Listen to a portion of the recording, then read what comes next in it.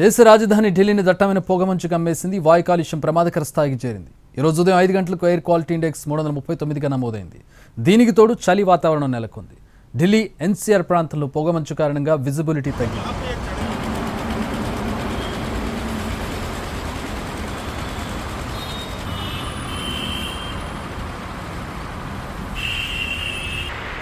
ఢిల్లీ ఎన్సీఆర్లో గాలి నాణ్యత నిరంతరం క్షీణిస్తోంది. కేంద్ర కాలుష్య నియంత్రణ మండలి తెలిపిన వివరాల ప్రకారం దేశ రాజధానిలో గాలి నాణ్యత ఈరోజు కూడా చాలా పేలవమైన కేటగిరీలో ఉంది. గాలి నాణ్యత 301 నుంచి 400 మధ్య ఉన్నప్పుడు జనం శ్వాసకోశ వ్యాధులకు లోనవుతారు. ఇదే విధంగా AQI 401 నుంచి 500 మధ్య ఉన్నప్పుడు తీవ్రమైన కాలుష్యం కమ్మేసినట్లుగా పరిగణిస్తారు. ఇది ప్రజల ఆరోగ్యాన్ని ప్రభావితం చేస్తుంది. ఇప్పటికే పలు వ్యాధులతో బాధపడుతున్న వారు ఇంకా ఇబ్బందులు ఎదుర్కోవాల్సిన పరిస్థితి ఏర్పడుతుంది.